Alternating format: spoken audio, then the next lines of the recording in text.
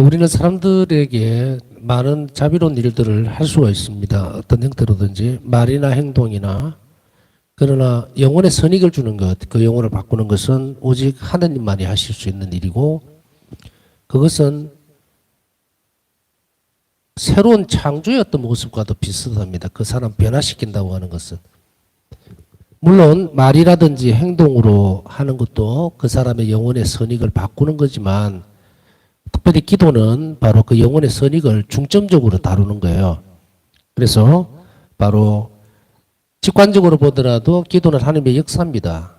그런데 이 기도의 태도에 대해서 우리는 잘 살펴보고 어떻게 기도하는 것이 자비 행위가 될 수 있는가에 대해서 우리는 구별을 지어야 합니다. 모든 기도들이 다 자비다라고 표현을 할 수 없어요, 함부로. 왜냐하면 방향성의 문제라는 거예요.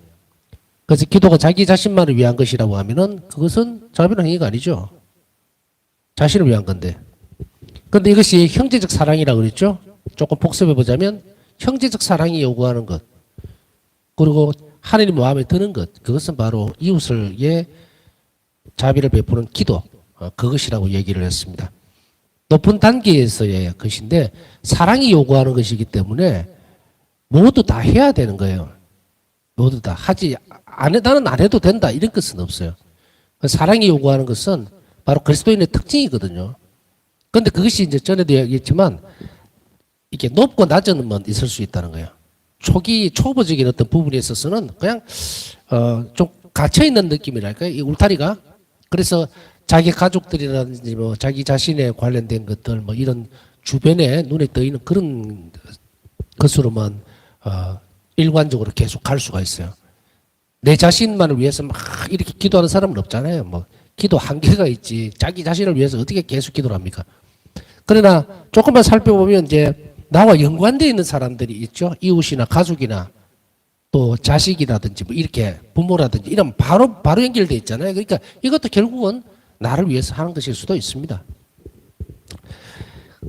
은밀한 의미에 있어서는 바로 그런 부분이고, 조금 더 넓게 보자면 그들 또한 이웃이기는 해요.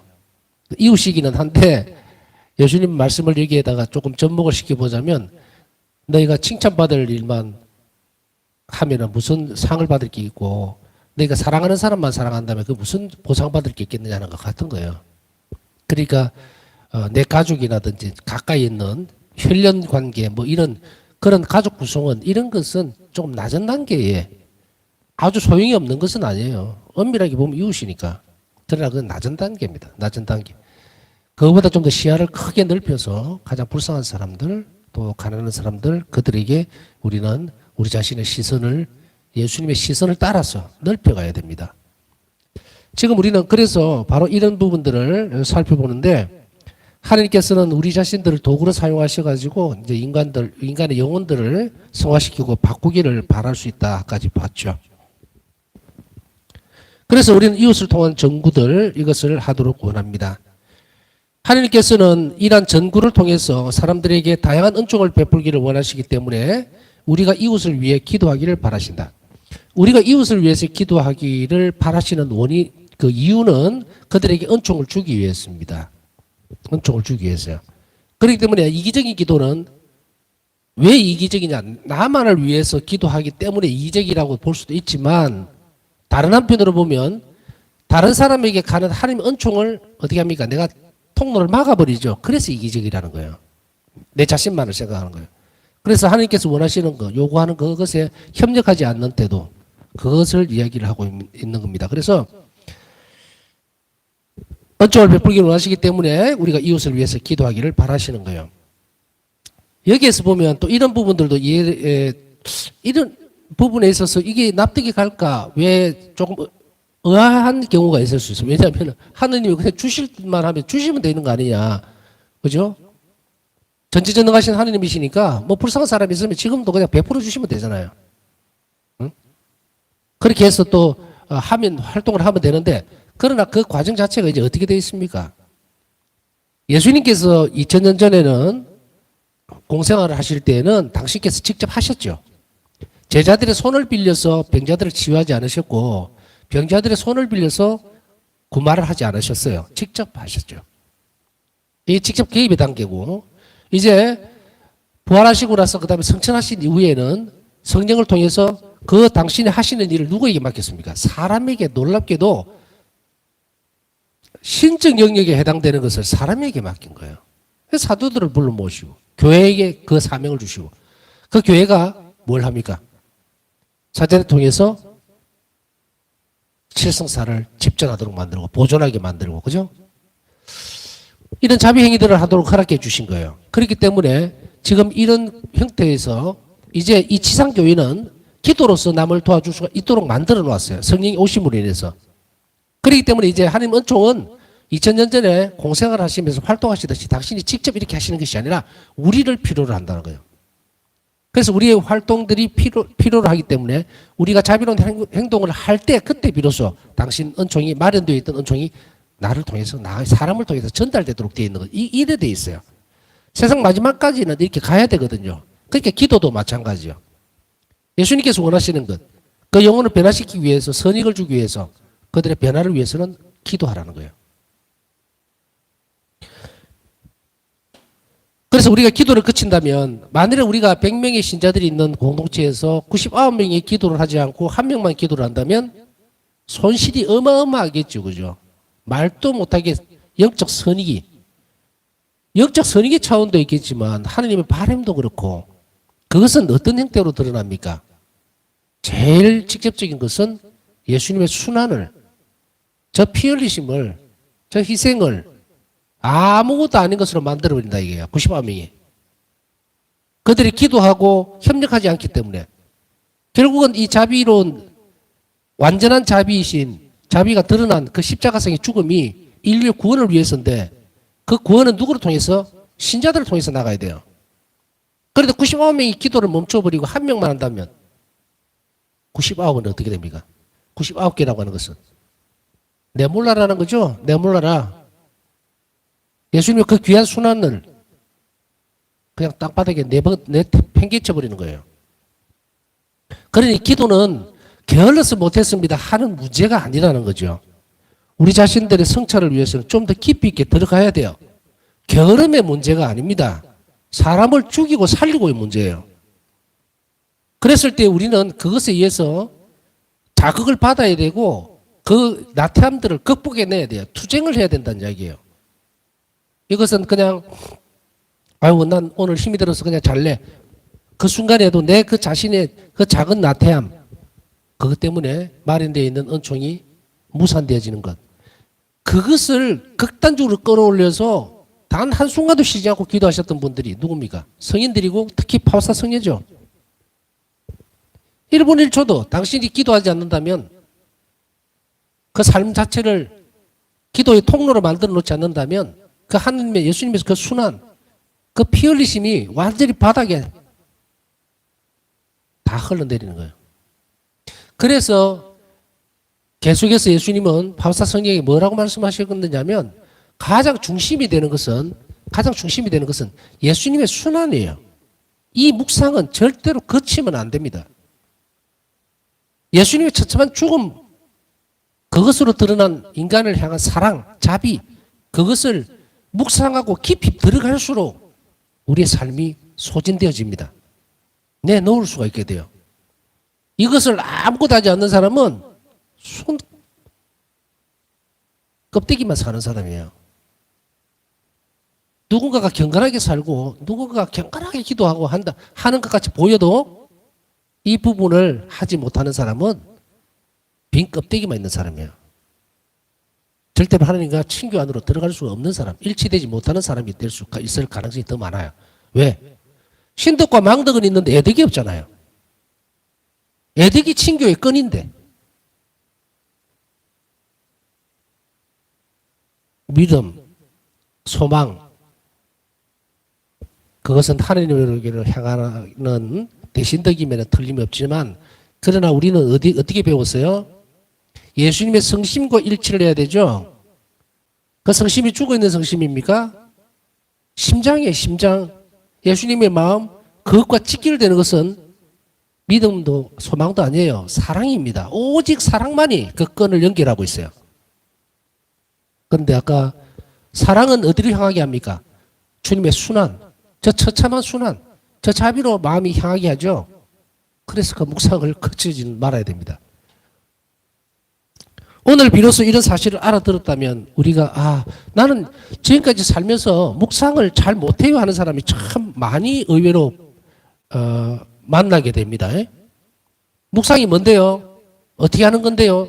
이렇게 물어요. 그러면서 나는 한 번도 묵상해 본 적이 없어요. 기도는 할 줄 아는데, 물론 기도 형태를 나누면 묵상기도와 또 염경기도 막 이렇게 여러분들 교리 때 배웠죠?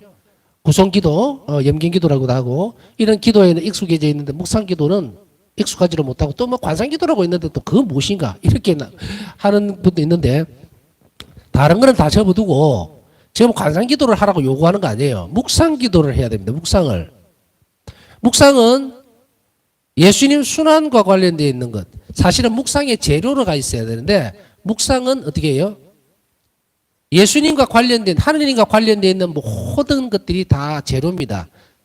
예수님의 순환뿐 아니고 구약성서에서 탈출기, 구약성경 읽다 보면 뭐 많죠. 하느님의 역사 이 부분들, 또 요나, 예를 들면 뭐 저는 잘 요나 성인에 대해서 잘 묵상을 하는데 요나 예언자의 그 성인의 모습들 막 도망가고 나는 그런 모습들이 참 내 모습하고 반영이 되는 것 같아서 아주까리 때문에 막 화를 내고 얼마나 귀엽습니까? 투덜거리고 하나님께. 그러나 그런 가운데에서도 하나님의 역사들, 정말 자신의 소명을 끝까지 해내는 모습들, 투덜거리긴 하지만 그러나 바로 그런 어떤 변화들이라든지 이런 것들을 가지고서 묵상하고 대별시켜 보는 거예요. 나 또한 저렇게 요나성인 같이 하나님께 제대로 살지도 못하면서 줬다가 뺏들어가고 뭐 어떻게 한다고 화를 내고 짜증내고 이런 적은 없었는가. 많은 것들을 불러일으키죠. 자, 이렇게 연결되어지는 것이 묵상이잖아요. 그래서 묵상은, 명상은 모든 세상 만물하고 다 연결되어 있지만 묵상은 아닙니다. 그래서 명상하지 마세요. 묵상하라고. 묵상은 하나님과 연결된 그 부분만 묵상이라 그랬죠. 재료가. 그래서 그 중에서도 특별히 바울사 성령에게 가장 강력한 힘, 다시 얘기하면 예수님을 따라갈 수 있는, 의탁할 수 있는 가장 강력한 힘이 어디서 나오냐면 순환에서 나오는 거예요. 예수님 순환. 그 순환을 묵상하라. 그것을 우리는 하지 않았다면 이걸 연습을 해야 합니다. 또 다음에 기회가 있으면 묵상을 바울사 성령이 어떻게 하셨는지 또 살펴볼 기회가 있겠지만 오늘 그 얘기 하는 거 아니거든요. 그렇지만 묵상은 뭐다? 예수님 순환과 연결되어야 된다. 그리고 그것을 위해서 끊임없이 노력해야 됩니다. 그것이 없으면 우리는 뭘 못한다? 하나님과 일치할 수가 없다. 사랑의 친교를 이룰 수가 없다. 혹은 성장시킬 수가 없다.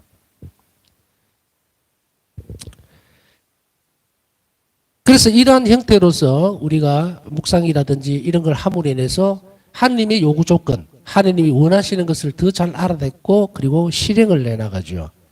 그런 사람들이 많아질수록 은총은 이 땅에 더 많이 흘러내리고 그러면은 결국은 하나님 은총이 이 땅에 지배를 한다. 다 덮어버리면 어떻게 돼요? 악은 소멸이 되겠죠. 물론 뭐 세상 마지막이나 돼야 될 문제이지만 자, 이 문제를 얘기를 했던 이유는 한 명이 그것을 거치게 되면 얼마나 많은 영혼들이 직선적으로 이야기하면 멸망하는지 모릅니다. 그러니 우리는 최선을 다하자는 의미로 한 번 더 강조를 한 겁니다. 한 번도 하지 않았던 사람이 저런 게 있었구나. 그러면 내가 기도를 안 하면 이런 손실이 가는구나. 교회가 굉장히 힘들어지죠. 그래서 내가 그러면 이제 오늘이라도 시작해볼까? 조금이라도 보탬이 되도록 한번 노력해보자 하면은 엄청나게 또 교회에 선익이 돌아오게 되죠. 예수님께서는 우리에게 자비로운 행위들, 이러한 것들이 이 땅에 스며들기 위해서 반드시 뭐가 필요하다? 사람이 필요한 거예요. 그래서 제가 계속 얘기하잖아요. 여러분들은 아주 귀한 사람들이라고. 뭐 나이가 들었다, 몸이 아프다, 허리가 아프다, 뭐 병이 많다. 아무 그거 없어요. 기도할 수 있는 사람. 정말 하나님의 뜻에 따라서 영혼 구원에 협력해 줄 수 있는 그런 사람. 그게 나예요. 그걸 인식하라고. 그걸 받아들여야 하고 그러기 위해서 최선을 다해서 협력해 줘야 합니다. 그래서 기도로서 협력하는 것이 또한 그렇게 중요한 부분이에요. 이웃의 영적 선익, 특히 구원은 많은 경우에 우리 기도에 달려있다. 참 중요한 말입니다. 영적 선익. 영적 선익은 그냥 영적으로 그냥 뭐 유익한 그런 것으로 끝납니까? 아닙니다. 영적 선익은 결국 구원이에요. 구원과 연결이 되는 거예요. 그 사람의 영적 선익을 얻게 되면 뭘로 돌아서게 됩니까? 구원으로 돌아가서는 거죠. 그래서 이것은 많은 경우에라고 표현을 합니다. 많은 경우에. 딱 이거다 그게 아니고 많은 경우에, 대다수의 경우에는 이런 우리의 기도에 달려 있습니다. 그래서 말이나 행동이라고 하는 것으로도 하지만 영적 선익에 대해, 말이나 행동보다 영적 선익에 대한 부분들은 뭐로 달려 있다? 기도가 더 많은 비중을 차지한다. 뭐 이렇게 이해하시면 돼요. 많은 경우에는 바로 우리 기도에 달려 있다. 자, 중요한 대목인데요. 기도는 우리가 이웃을 돌봐야 하는 책임을 지고 있다는 생각을 표현하는 것이기 때문에 자비행위입니다. 내가 돌봐줘야 된다. 그렇기 때문에 자비행위예요. 내가 돌봐줘야 된다. 내가 기도를 통해서 이웃에게 저 사람을 도와줘야 된다. 그것을 그렇게 표현하는 거예요. 생각을. 나는 이웃 사랑을 정말로 하고 싶습니다라고 하면 그걸 드러내야 되죠. 그걸 드러내는 것이 바로 그 생각이 드러나는 것이 기도예요. 그렇기 때문에 이것이 자비행위가 된다. 우리는 이웃에게 무관심해서는 안 됩니다. 이웃은 우리에게 아주 중요한 존재이며 그래서 이웃의 문제들을 하나님께 말씀드려야 한다. 우리는 모든 것을 하실 수 있는 분에게 이웃에 필요한 것을 말씀드리는 것이다. 이웃에 필요한 것을 말씀드리는 것이다. 우리가 만나는 사람들, 불쌍한 사람들도 있고 또 오늘 형편이 참 어려운 사람도 만났을 수도 있고 건강이 안 좋은 사람 만날 수도 있고 또 막 화가 많은 사람을 만났을 수도 있고 정말 삶에 지쳐있는 사람을 만났을 수도 있어요. 그 사람들을 우리는 위해서 기도해 주어야 합니다. 왜냐하면 그들은 우리에게 아주 중요한 존재입니다. 왜 중요한 존재입니까? 이웃이 자비를 베풀 수 있는 기회를 늘 마련해 주기 때문이에요. 자비를 베풀지 않으면 그 대상이 없으면 우리는 하나님에게서 어떻게 자비를 입을 겁니까? 그러니 내 이웃들은 항상 소중한 대상이에요.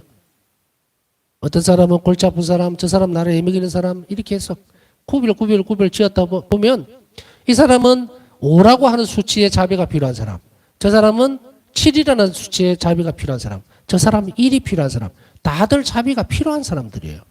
그런데 우리는 그걸 어떻게 평가를 하느냐? 잘라내버리는 게 나를 괴롭힌다고만 생각하는 거죠. 괴롭힌다고. 그러나 우리가 지금까지 쭉 잘 배워왔으면 그 사람이 나를 괴롭히는 것도 또 나이가 못되게 구는 그 순간도 결국은 뭐예요? 하느님이 허락하신 거다. 그것을 알면 어떻게 대처를 해야 됩니까? 자비롭게 선하게 대처를 하면 악은 뿌리가 뽑히죠. 그래서 나에게 선익이 되도록 하나님이 허락하신다는 것을 우리는 항상 염두에 두고 이웃과의 관계를 충실하게 쌓아가도록 잘 해야 합니다. 이렇게 이웃과의 관계에 대한 우리 시선이 바뀌지를 않으면 우리는 정말로 괴로운 삶을 살아가게 됩니다. 나에게 관심을 주는 사람, 또 나에게 잘해주는 사람, 또 나에게 무슨 뭘 갖다 도움을 주는 사람, 이런 사람들만 우리는 바라게 돼 있어요. 사실은 나에게 도움을 청하거나 나를 험담하거나 나를 욕하거나 이러면은 하루가 엉망진창이 되죠. 별로 안 좋은 얘기들, 정말 억울한 얘기들이라고 치고 그런 얘기들이 막 돌아다닌다든지 그런 얘기를 한 번씩 듣는다든지 근거 없는 무슨 그런 얘기들이 나에 대한 부분들이 들린다든지 하면은 진짜로 하루 어떤 데는 아무것도 안 하고 싶을 때도 있죠, 솔직히. 밥맛도 없고 모든 어떻게 보면은 참 어리석다. 뒤를 돌아보면 참 어리석다. 근데 우리 감정은 어쩔 수가 없어요. 이런 부분들을 하나님 안에서 녹여내지를 않으면 힘든 게 참 많죠. 운전을 하다 보면 한 번씩 막 난폭 운전을 하거나 막 나는 잘 가고 있는데 지나가면서 창문 내려서 막 욕을 하고 가버렸단 말이에요. 근데 내가 그것 때문에 속이 상해가 화가 나는 경우도 있죠. 따라서 막 성질을 내기도 하고 이래봤자 소용이 없어요. 이미 욕하고 가버렸는데 그런데 그것을 빨리 추스리질 않으면 이것이 딴 데로 불똥이 튀죠. 딴 데로. 운전 이야기가 나왔으니까 뭐 한 말씀 드리면 그런 경우가 많을 수 있는데 그때는 주로 무엇을 하는 게 좋느냐면 기도를 하시는 게 좋아요. 기도를 하시다 보면은 좀 그렇게 좀 황당한 이야기도 그 경우도 생길 수도 있고 또 그럴 수도 있지만 항상 하나님이 잘 지켜주신다고. 외형적인 부분만 잘 지켜주시는 것이 아니라 우리 내적인 부분들도 잘 다스려 주는 것을 알 수가 있습니다. 그래서 우리가 힘든 부분들이 생기면 항상 기도와 함께 하도록 하시면 좋을 거예요.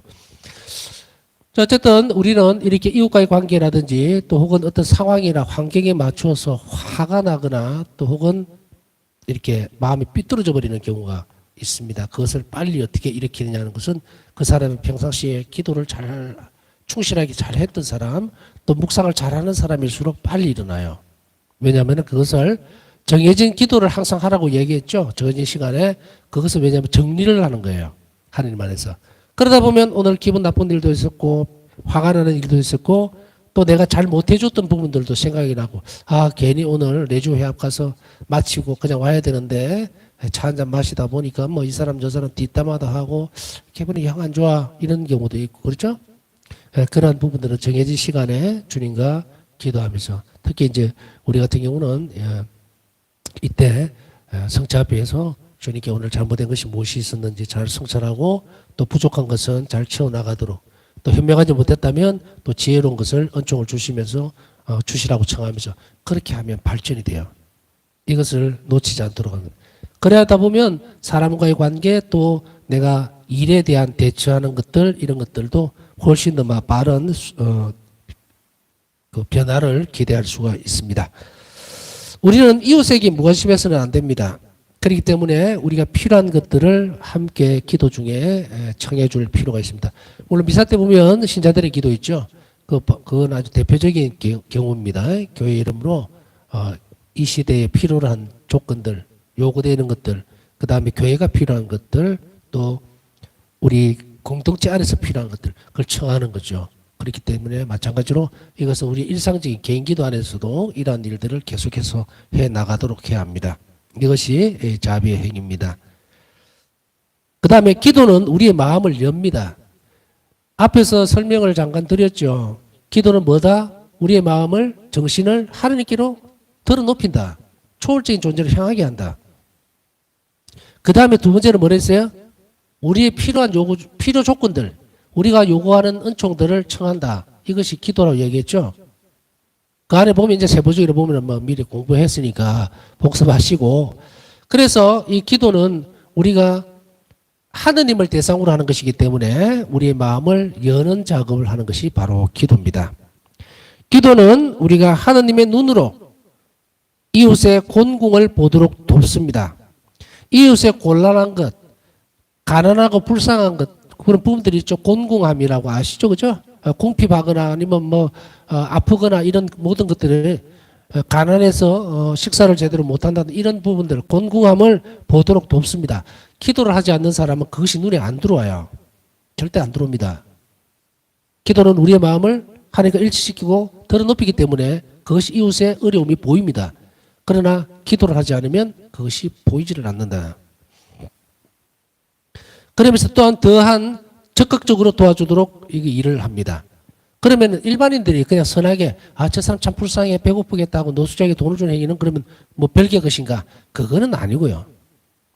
우리가 앞에서 지금 다루고 있는 것은 자비 행위가 되는 이야기를 하는 거니까 자비 행위로 넘어가기 위해서는 바로 기도가 필요하고 그 시선으로 봤을 때에 자비로운 일로 그 곤궁함을 해결해 줄 수 있다 이 말이에요. 하느님과 같이 행동했느냐 아니면 일반적으로 우리가 일반인들이 불쌍한 사람들을 배고픔을 해결해 주는 착한 일을 했느냐 그것은 다르다.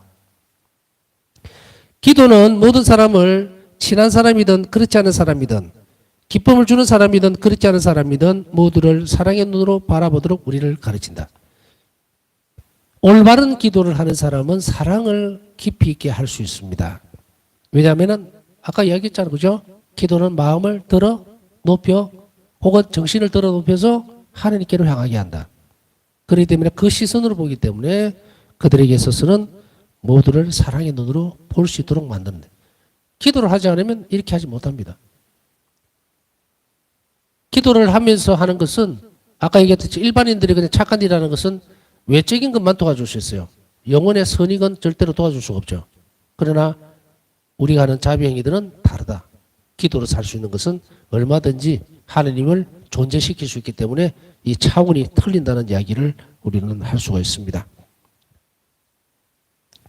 기도는 죄인들과 성인들, 신앙생활을 오래 한 사람들이나 유혹받는 사람들, 병자들, 의심하는 사람들 모두를 돕습니다. 죄인들이든 성인들이든 신앙생활 오래 했든 뭐 짧게 했든 유혹 중에 있는 받고 유혹 중에 있는 사람이든 아니면은 뭐 병자든 혹은 어떤 의심을 하는 사람이든 모두를 돕습니다. 기도는 자비를 실천하는 데 있어서 제한을 받지 않도록 그 폭을 넓혀줍니다. 기도는 자비를 실천하는 데 있어 제한을 받지 않도록 폭을 넓혀준다는 것이 무슨 의미겠어요? 말이나 행동은 대상이 있어야 됩니다. 눈앞에 보여야 되죠. 물론 뭐 지금은 또 전화기로 하면 안 됩니까? 글쎄 그거는 좀 예외적인 것으로 보고요. 물론 그것도 필요하다면은 뭐 집어넣을 수 있겠지만 여하튼 말을 한다든지 그 다음에 행동을 한다든지 하는 것은 대상을 앞에 놓고 하는 이야기죠. 그래서 제한되어 있단 말이에요. 폭이. 그러나 기도는 어떻게 합니까? 기도는 아프리카에 있는 사람이든 뭐 미국에 있는 사람이든 독일에 있는 사람이든 다 해줄 수 있죠. 그래서 기도는 그 자비를 실천하는 데 있어서 제한된 폭을 넓혀줍니다. 제약이 없어요. 아주 중요하죠. 또한 동시에 이것이 우리에게 얼마나 귀한 선물인지 우리는 알아들어야 됩니다. 때때로 우리는 스쳐 지나가면서 혹은 지나간 시간 속에 미처 화해하지 못한 사람들 그리고 또 만나지 못한 사람들이 있을 수 있죠. 그런 사람들이 무엇을 어떤 방식으로 화해를 할 겁니까? 방법이 없죠. 그러나 기도는 가능하게 해줍니다. 신앙은 가능하게 해준다. 우리는 때로는 사람이 살다가 보면 뭐 다툼이 있고 또 무슨 막 얽히고 설키는 그런 문제가 있어서 언젠가는 화해를 해야지 하는데 그 사람이 죽었단 말이죠. 예를 들어서 화해할 길이 없잖아요. 대상이 없어져 버렸으니까. 그랬을 때 그러면 그것이 끝난 것인가? 세상 살아가는 사람들에게서 길이 없어요. 그러나 그리스도인들에게 있어서는 길이 얼마든지 있죠. 왜냐하면 그 사람은 죽은 게 아니잖아요. 그러니 무엇으로 도와줄 수가 있어요? 화해할 수가 있는가? 기도로서. 참 중요하죠. 기도는 절대 때릴 수가 없는 부분이에요. 냉담자들 기도해야 합니다. 왜? 냉담을 풀기 위해서 기도해야 돼요. 그러니까 냉담자라고 기도할 필요 없는 거 아니죠?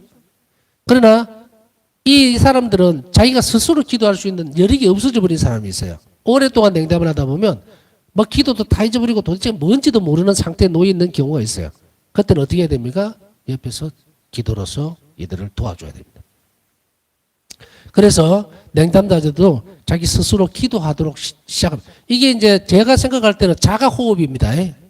호흡기 떼고 스스로 호흡, 숨을 쉴 수 있도록 만들어주기 위해서는 옆에서 많은 기도가 필요합니다. 냉담자들은 스스로 기도를 못합니다. 아주 힘들어해요. 그래서 냉담이잖아요. 옛날에는 이 말을 할 때 뭐 냉담,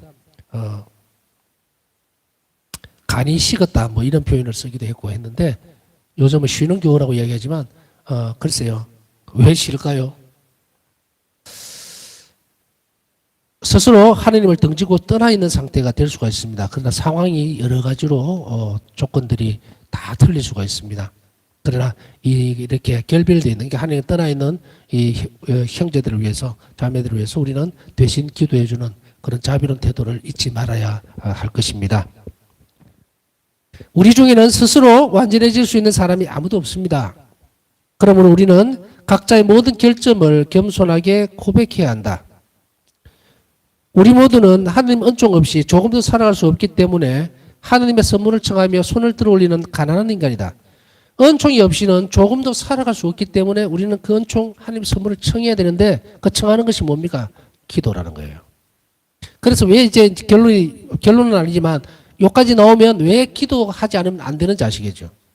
기도는 그냥 숨을 쉬는 살기 위해서 숨을 쉬듯이 우리 그리스도인들에게서 숨을 쉬는 것 같다 그런 말을 많이 지금까지 해왔는데 해왔는데 결국은 어떤 부분인가? 하나님 멈춤이 없이는 살 수 없다.